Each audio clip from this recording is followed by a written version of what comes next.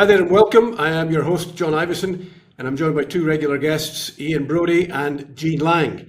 Ian, of course, was the former Chief of Staff to former Prime Minister Stephen Harper and is currently a political science professor at the University of Calgary and a senior advisor for New West Public Affairs. Eugene is a former Chief of Staff to Liberal Defence Ministers and acting director at the School of Public Policy Studies at Queen's University. Good to see you both. Good to see you, John. Great to be here. So we're essentially taking a look back at the year that was. We're not quite at year end, but we're I think to all intents and purposes almost there. Let me take you back in the time machine to the turn of the year. An Angus Reid poll in December 30th had the Liberals in fourth place at 16%. Trump was coming into power. Trudeau subsequently resigned. The country, it seemed to me, was drifting and rudderless. Mark Carney was elected at the end of April. He's had to attempt to manage the trade file, but obviously a very difficult thing to do with Donald Trump in the White House. He promised to build more and more quickly. The goal was to inject economic dynamism into an economy that had stagnated and to rebuild the Canadian forces before they are needed. So essentially, how do you think he has done in the intervening 6-7 months? A budget landed last month. How is it? Did it meet the moment on the economic front? And is the defence plan doable? Let's handle those in order. Ian, what do you think on the budget and the economy? The budget passed, which I think is the key achievable here, because it's hard to imagine that budget was intended to be an election campaign document. Looking back, aside from the quantum of money that's been set aside on the government's sort of future balance sheet, or sort of notionally set aside over the next 4 years for policy decisions to come, it's hard to think of a signature sort of keynote element of the budget. There were some important reforms, some important tax pieces for corporate investment, to try to encourage corporate investment. There were some pieces on the spend side, but what there is a big future element of spending and a big future element of spending cuts for which decisions have not yet been made. So if the budget had failed in the House of Commons and we'd gone to an election campaign, it's hard to imagine an election campaign where there's layoffs at Algoma, there's layoffs at pulp plants in Vancouver Island, there's thousands of people being let go, and someone goes to Mark Carney and says, so about this budget you just presented and you're running your election campaign on, how's that supposed to fix the problem? Every indication is that the government is laying in for a longer haul than I think some people expected over the summer. I think that's wise. That said, let's remember, we're getting well past the 6 months here. In the first 6 months of the Biden administration, by my count, the Biden administration, not the Trump administration, the Biden administration permitted 8 LNG export facilities and got the U.S. economy towards building them, where now the U.S. is in the middle of an LNG boom. We're talking about possibly accelerating an LNG plant that's slated to come online sometime around 2028 or 2030, to sometime earlier in 2028. And that's the major project so far. What do you think, Gene? Well, Mr. Carney and his finance minister, Mr. Champagne, they pre-positioned the budget in language along the lines of, I think they said it's going to be a generational budget, a transformative budget. It's never good to use these kinds of superlatives, in my view, in relation to budgets. Budgets are almost never fundamental. They're almost always incremental.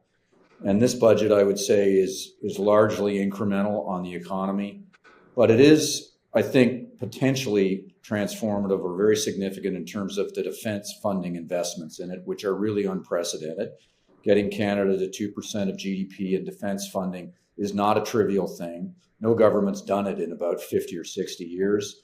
It's a big deal. It eats up a lot of fiscal room. It's the chief reason, I think, why the deficit projections have grown so much since last December. Basically, they're projecting on average a $65 billion deficit for the next 5 years. And a lot of that's eaten up by that defense investment, if you want to call it that. So I don't think the budget was a transformational thing on the economy at all. I think it was incremental. There's a lot in there. There's 400 pages of stuff. I've read most of it. A lot of it reads kind of like a typical Liberal budget, increases to existing programs. A couple of truly new initiatives or new organizations are being set up. Whether they'll be able to deliver much remains to be seen. And I think surprisingly, given Mr. Carney's background, a much bigger deficit than Mr. Trudeau was running or projecting to run. And so that now part of that's obviously driven by the changed circumstances with the headwinds, as the economists say, coming from the problems with the Trump administration and the tariff war that we're in. So it was an oversold budget in my view. The language was unfortunate. However, I do think in the defense area, it is really significant. And I don't think we should lose sight of that, because I actually think this could have a big impact on what Ottawa does going forward over the next 5 to 10 years. But it's probably not a one and done budget, right? I mean, we're probably seeing the first in a 2 or 3 stage development. And I mean, I think directionally, it's a change of direction. It is an attempt. It's aimed at growth, not at redistributing the pie as we've seen in previous years. That said, I mean, I know you've mentioned this before. I mean, the deficit goes to, the debt goes to $1.23 trillion. The servicing of it on an annual basis is somewhere around, projected to be $76 billion. To me, I guess the question is whether it justifies that. Does it start repaying? And the projects, as you mentioned, the major projects office is open to fast track a lot of new development. Most of the projects that we've seen so far were already pretty well down the line. Yeah, I mean, I think from here in Calgary, of course, the big new project is the idea of another oil pipeline to the West Coast, for which we now have an agreement between the federal government and the province of Alberta on a process that will take at least from here until April to sort out the procedure that will be used to review the project for whether it goes ahead or not. So we've got kind of a 5-month run until we get into, let's hope at that point, the 2-year project approval basis, subject to litigation, subject to unforeseen bumps along the way. So construction that begins in Lord only knows when, and a pipeline that goes into commissioning, sometime in the next decade, probably, maybe longer than that. It might be late 2030s, 2040 before that thing gets built. But there does seem to be remarkable optimism. Maybe it's just maybe built on hope and a contrast with what had come before. But there does seem to be a sense that this remarkably complicated plan, which relies on 2 or 3 things happening that haven't happened to this point, which carbon capture at scale, an industrial carbon price that doesn't scare off investment, et cetera, yet it still seems to have been greeted pretty well in the West, no? Yeah, I mean, I think that's an indication of how bad the last 10 years have been for economic growth, for productivity in Canada, and particularly for Alberta, Saskatchewan, and BC's natural resources economy, is that the idea that a pipeline might get into an approval queue some point in the middle of 2026 for then a 2-year review process that then goes out to market is the source of substantial optimism. I have to say, John, I'm optimistic. At least we're moving in the right direction here. But one does get the sense that for all of the, as Gene said, all the rhetoric about transformational this, that, and the other thing, we're moving at a fairly leisurely rate here compared to the Biden administration, let alone the Trump administration. Right. And if we're in a trade war to the death, if this is a generational crisis with the United States, I got to say the Americans have had kind of a 6-year run now of extremely quick economic growth, and we're taking a very leisurely approach to trying to match that. Yeah. Just the last thing on the pipeline, talking to people who do business with the Coastal First Nations. I mean, this organization, Coastal First Nations, I think is more of a lobby group than an actual a group of chiefs. And they say, the people who I spoke with said, the chiefs are very astute business people. They're not going to give a blank check right now saying, oh yeah, we're in favor of this thing. They're going to say no, and maybe get to yes if the conditions are right. Well, in the beginning of 2020, you'll recall there were a bunch of road blockades and, frankly, violent criminal attacks on pipeline infrastructure in northwest British Columbia. The federal government tried to intervene. When the federal government got out of the way, it turns out the Coastal Link gas pipeline got built pretty quickly. The LNG Canada plant moved ahead on schedule, and we're now exporting significant amounts of LNG off the west coast.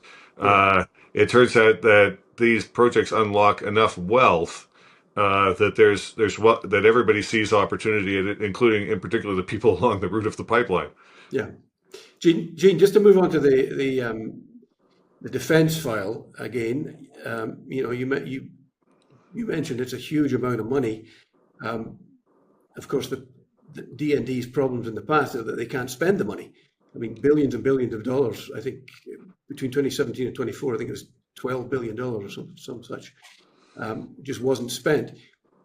It seems to me there is a prospect this time. I mean, we know we're buying a new jet, although it's not clear yet whether it's going to be all F-35s, or it seems more likely to be a mixed fleet of Saab Gripens and F-35s. We're committed to buying 16 out of 88. We'll probably end up buying 40.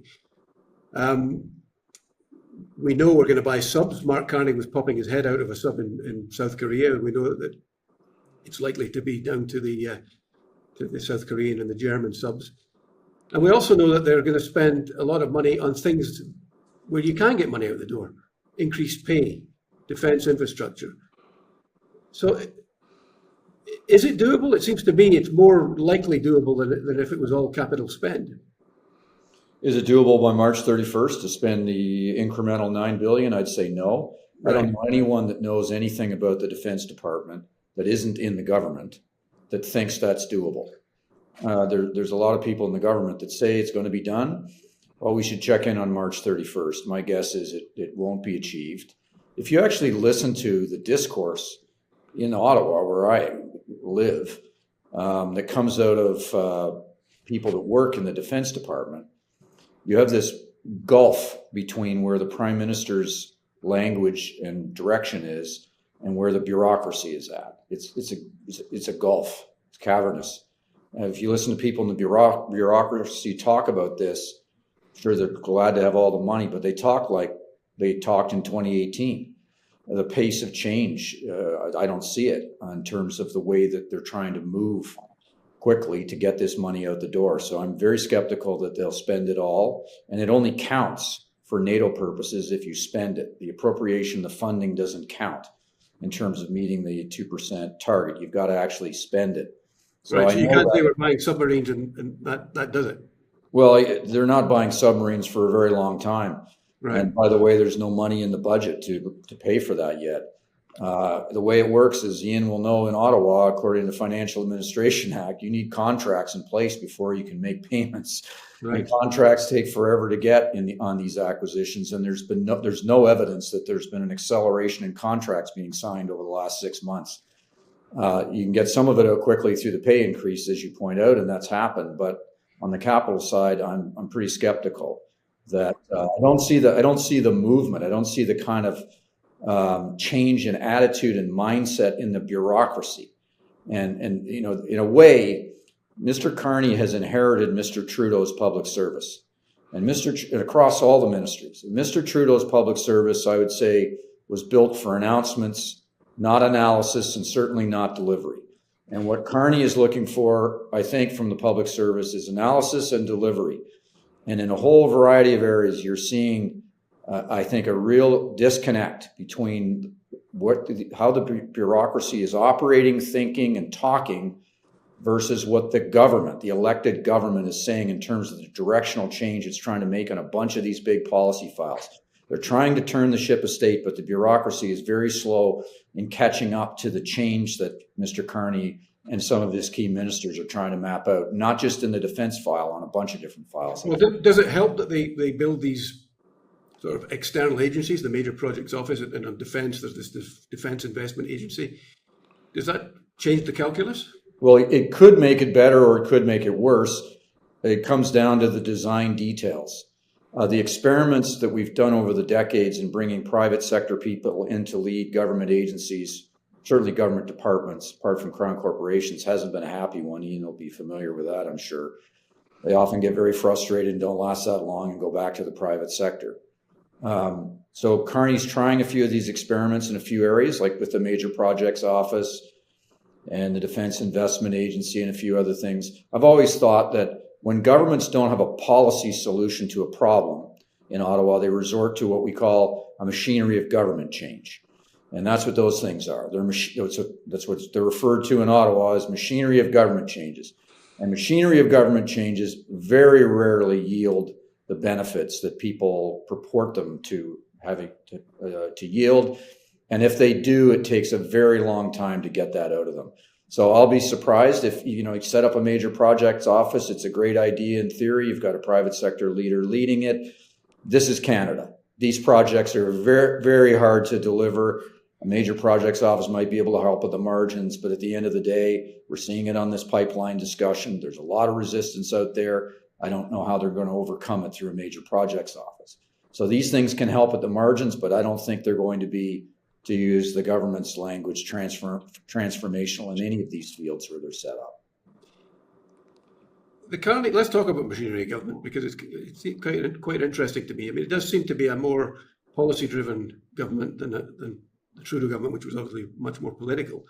It seems to be more centralized than the Trudeau PMO. Essentially, three men: Carney, Michael Sabia, the clerk of the Privy Council, and Marc-André Blanchard, the chief of staff. Having talked to Carney about it, it was always his vision that he would bring in a bunch of 60-something males, basically contemporaries of his. He didn't want the government to look like him in the terms of the cabinet, but essentially the major decisions would be made by those three men, and maybe you could add Tim Hodgson, the natural resources minister. What do you think, Ian? Is it too centralized, or can three men run a G7 country? Well, to go back to just follow on to that question and Jean's comment about the sort of institutional departmental reforms and new agencies, they are trying a new model here, right? I mean, I'm a little more optimistic about this than Jean is, that you have a very small triumvirate of people at the very top of this government. Whether they're connected to what we think of as the bureaucratic government of Canada, the departments and deputy ministers, is not clear to me yet. What they are connected to is the new agencies that they're setting up and driving them hard. And if Carney and his two subordinates, his two lieutenants, can drive those agencies forward and clear out the obstacles in their path for getting the defense investments moving and the major projects moving, then I think you can sort of see a success. The question is whether they're driving the rest of the government of Canada. It's not clear to me. So it's centralized in a certain sense that, look, I think, during the Marney years, Mr. Marney learned in the first 2 years of his government, he was quite blunt about it, that trying to focus on all things at all times from the top is a recipe for getting not much done. And then midway through Mr. Marney's first term in office, really this big reorganization of the government, unprecedented since the Second World War, where he decided to focus on 3 or 4 things, get his senior team working on those 3 or 4 things, and then delegate to Don Mazikowski running everything else. And in a sense, that's the lesson that that Carney has learned here, is that he's got a team of people who think like him, look like him, came up from the system like him. They all have similar backgrounds, and they're going to drive these new agencies as hard as possible. Whether that will work or not, look, this is risky. The question of how much they're worried about, the fisheries department, the employment and social development department, what are they doing about immigration? What are they doing about Canadian heritage? It doesn't look to be like they spend 5 seconds thinking about that. And maybe that's the right approach. Well, I suppose that relies on having strong ministers, and it's not clear to me that that's the case. I mean, we've just seen Stephen Guilbeault resign, being replaced by an old Trudeau face, Mark Miller, who I think was rather unfairly tarred with the brush of shattering the immigration consensus. It seemed to me that could be laid at the feet of his predecessor, Sean Fraser. What do we think of the cabinet so far? Are we impressed? I mean, it also seemed to me that the budget was entirely a Carney creation, and Francois-Philippe Champagne just put his name on it. Is that fair Yep. comment? Well, I hope they let Francois Philippe Champagne read the budget more than 15 minutes before he had to deliver it. I'm not sure how much of the department knew what was going on there. Look, I mean, if the big risk or if the big challenge for this government is reigniting economic growth and trying to get that international contribution of the country to the Europeans, to be blunt, are the two big challenges, then really does it matter? I mean, it's important that you have an immigration minister who's not a complete failure. And we've had, depending on who you want to point the finger at, obviously some complete failure over the last couple of years. But for the rest of them, do you really need a strong minister? So, as long as nothing goes too spectacularly wrong, I think you can afford to have more or less a complete meltdown of the Canadian Heritage Department, and it doesn't matter in the scheme of things. I mean, it'll be a mess to clean up. Somebody will have to come along later and clean it up. But I think if Carney's focus is on economic growth as the country's big challenge, he's on the right path. Yeah. Yeah. Gene, you got anything to add to that? Well, I would just say I don't think yet we've seen Mr. Carney's cabinet. I mean, this is basically Mr. Trudeau's cabinet. I mean, they're in different jobs, but all of the senior ministers, pretty much most of them, are former senior ministers in Mr. Trudeau's government. And you can say the same about the deputy ministers across town. Michael Sabia has not yet put his stamp on the senior Mandarin cadre, and Mr. Carney, I don't think, has really put his stamp yet on the cabinet. I think that's coming. I think there's a lot of rumors about a cabinet shuffle, and most people think a deputy minister shuffle is long overdue. And I think these two things will happen sometime in 2026, where you'll see a different looking cabinet and you'll see a different looking senior bureaucracy. And it's needed, in my view, to do the kinds of reforms that Mr. Carney wants. If you have all of the same ministers, most of the senior ministers that serve the prime minister who had a completely different agenda, and it is a completely different agenda. It doesn't even look like the same color government. And on top of that, a completely different style, which is the case as well. It's a much more professional and serious and sort of banker-like style, I guess, in its culture almost. It doesn't work. And so I think that you're going to see change eventually. He didn't have the time to do the change, arguably, right after the election and in the last few months, but change, I believe, is coming. I think a lot of these senior ministers from the Trudeau era will be gone in not too distant future, and some of the senior deputy ministers will be moved out or moved around. And then you'll see what the Carney government really looks like. And you'll see the relationship of the triumvirate, as you point out, John, Sabia, Carney, and Blanchard to that ministry, that new ministry. So you talk about it being a completely different kind of government. I mean, it's ostensibly, to me, it's a small c conservative government. So where does that leave Pierre Poilievre? I mean, I do think that there is a prospect that, Carney's strategy essentially is be patient. We will get to a deal with Donald Trump. We'll allow domestic pressures in the US to build up, inflationary pressures, and maybe Trump will then be less antagonistic on the tariff front. And we've already seen Trump retreat from tariffs on foodstuffs, where coffee went up 40% and ground beef went up 15%. But having said that, we've seen from the UK that people are not patient. And I think if Trump starts to threaten to walk away from USMCA, there really is a prospect of Poilievre benefiting. Carney also, I think, made a rod for his own back by saying he would get a deal with Trump by January 21st, by July 21st, which was a foolish thing in my opinion, to set your own deadline. Then, of course, he didn't meet it and allowed Poilievre to say, look, he's broken his promises. What do we think, Ian? Do you think there is still opportunity for Poilievre, or does it really just come down to the fact that the voters, not that they don't particularly like him, although obviously many don't like him, but they rejected him in April because they thought he was too inexperienced to deal with Trump, and people wanted a trusted captain, not a disruptor. Does any of that change if circumstances change in 2026?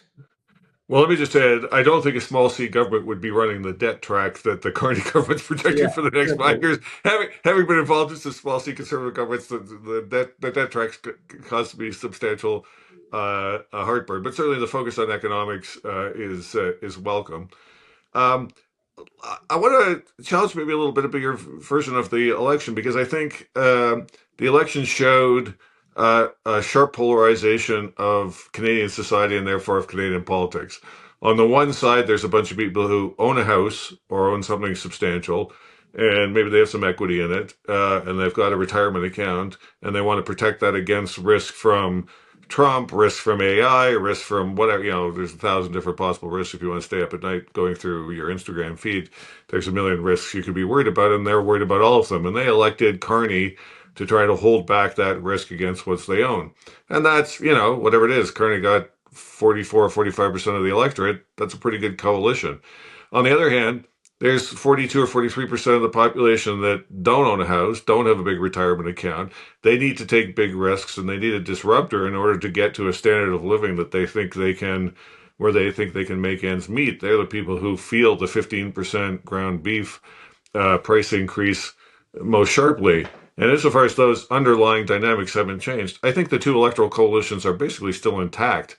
So we're fighting over 2 or 3 points here, or the two parties are fighting over 2 or 3 points here or there. Maybe the NDP comes back and takes another 2 or 3 points here or there someplace else. But we're fighting over kind of 6 to 8% of the electorate in the run up to whenever the next election is going to be. And my sense is that not much has changed on that front since April. Time might be on Mr. Poilievre's side here. Certainly, the hope was, Carney's pitch was, I look like the mature adult here. I can deal with Trump. Trust me, things will get better. If the case now is, let's wait and see, boy, if it takes another year to get a deal with Trump because we think he's going to be weaker economically or politically in the United States, if that comes at the price of the Canadian auto industry or Southern Ontario's manufacturing capability, or at the cost of Western Canadian canola seed farmers and so forth, and we're on this kind of slow motion process of eventually building some pipelines. I don't see how that ends up well for Carney. I think this idea that we can afford to be patient. Plainly, he was not on the patient side when he set that July deadline for a deal. There was no deal. It turns out, despite my expectation, like his expectation, the big deal on security and trade with Trump, for whatever reason, wasn't of interest to him, to Trump. And let's be blunt, we haven't exactly seen Carney invest a lot of time in trying to get a deal with Trump. He sends Sabi, sends other people down. Dominic LeBlanc goes down. Some other people go down. We've got an embassy there that's going in to see people. I don't think that's what's going to do this deal with Trump. It needs to be led by the Prime Minister. He's going to have to go on American television and make the case to Trump to please let's do a deal together because it's in your political interest to do that. Well, they haven't spoken since since I think Carney apologized to him, which I think was also a misstep. He apologized to him, and then Trump blurted out to the media that he'd apologized to him over the Ontario ad, which featured Ronald Reagan. If there is a plan for dealing with the United States on trade and other issues, we have yet to see a slice of evidence of it. There's no evidence that there's any kind of plan for dealing with Trump. And all this stuff about, he's prepared to be patient, I think that's ex post facto justification for the fact they had no plan. Whatever they're trying to do is not working. And the price that we're going to pay for that will be felt in Southern Ontario and in some parts of Western Canada. What do you think, Gene? Is Poilievre still in the game? I don't think he's in control of his own destiny. I think he's, in a way, subject to the current of events. And I see two vulnerabilities for Carney that could be to Poilievre's benefit. One is if Mr. Carney was hired by the electorate to manage the economy, irrespective of the relationship with the United States, if he can keep the economy out of recession, and he can keep the unemployment rate from getting any higher than it is now and hopefully trending down, and they can keep inflation down, notwithstanding all these other real problems that Ian talks about, I don't think the public will sour on him, assuming he can contain the other liberal disease, if you will, which is arrogance and hubris. If he can, and that's totally within his own control. If he can control that and the economy does reasonably well, I don't see a lot of room for Mr. Poilievre to grow in the next 2 or 3 years.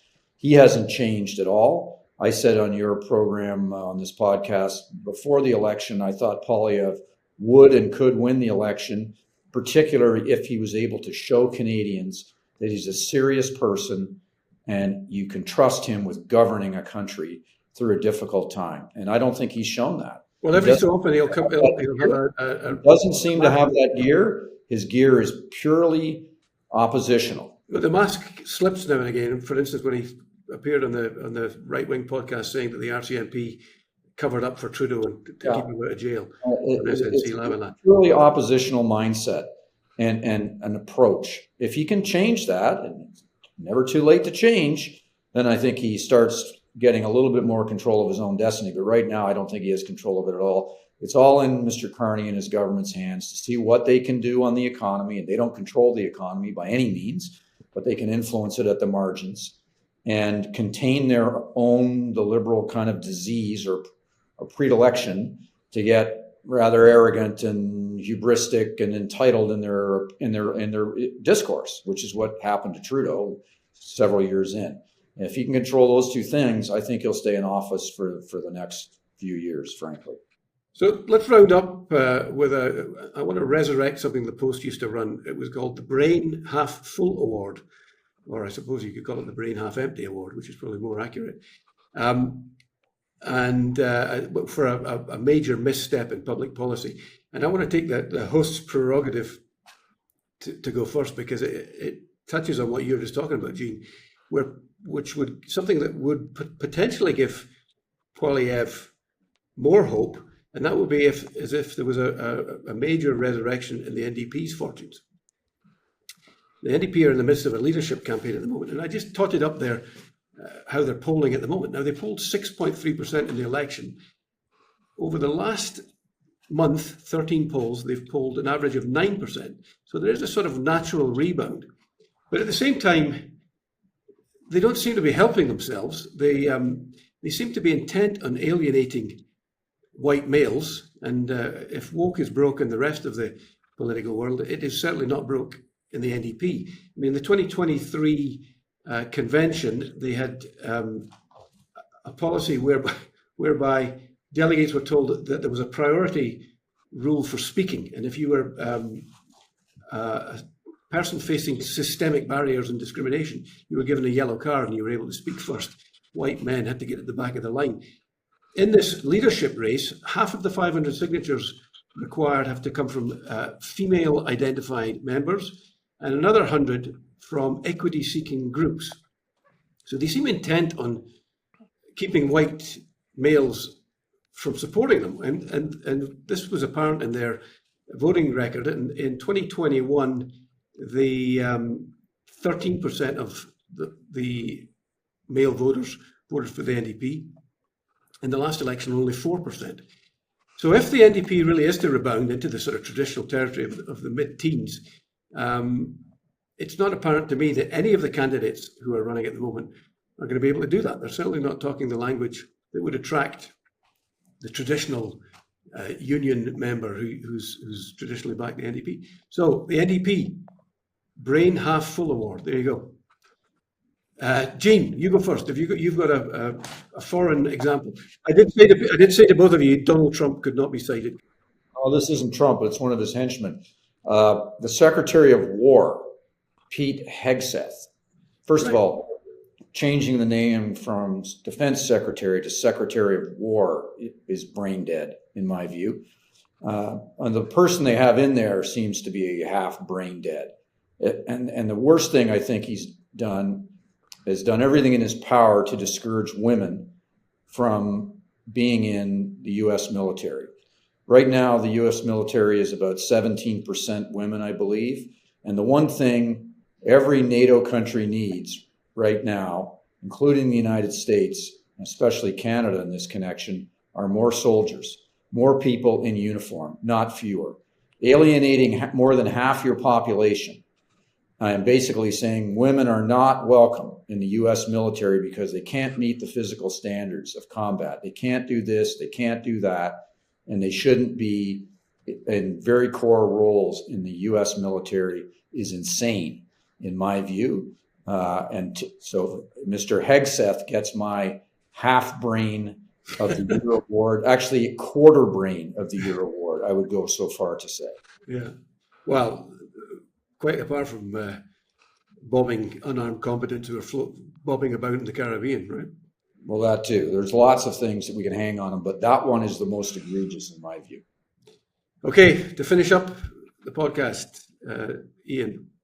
To go back to a previous name that we floated around the podcast, I would like to nominate Mark Miller, who in his first few hours as Canadian Heritage Minister, the one job of the Canadian Heritage Minister, I'm not sure the Canadian Heritage Minister in the current scheme of things matters all that much. But the one thing to do is not to exacerbate national unity problems on language and culture. And in his first hours as Canadian Heritage Minister, seems to have stuck his foot right through Quebec language politics and culture politics. The absolute mission statement of the Canadian Heritage Minister is not to do that. This comes after, when he was at Indigenous Affairs, keeping his mouth shut through the summer where churches were being torched and arsoned across Western Canada, a series of, frankly, hate crimes against religious people on reserves, depriving them of places to hold their worship services and to meet with their fellow congregants. Really an appalling breakdown of his responsibilities, and it's good to see that he continues. I agree he's kind of unfairly tarred with the immigration stuff, but there's other things on it. I hope he has a better second week as Canadian Heritage Minister than his first week. Now I saw Legault's response, which was calling it despicable. But what did Miller say? I missed that. Well, he made a bunch of diminutive comments about the language debate and language policies in Quebec, about which it's probably best for federal politicians just to keep their mouth shut. Right. Well, he wasn't helpful on the pipelines discussion either. In the last time I checked, they shut down the pipelines division in the Department of Canadian Heritage. What's he been doing talking about that issue in the first few days he's back in office? Well, Guilbeault, to be fair, Guilbeault, whose mandate was for Canadian identity, was also weighing in on pipelines, which was obviously his former job. That's why he's gone. That's why he's gone. Anyway, guys, thank you very much for your expertise and your time, and have a great holiday season. Great seeing you. you See you next year, John. Bye. Happy Hogmanay. Thank you.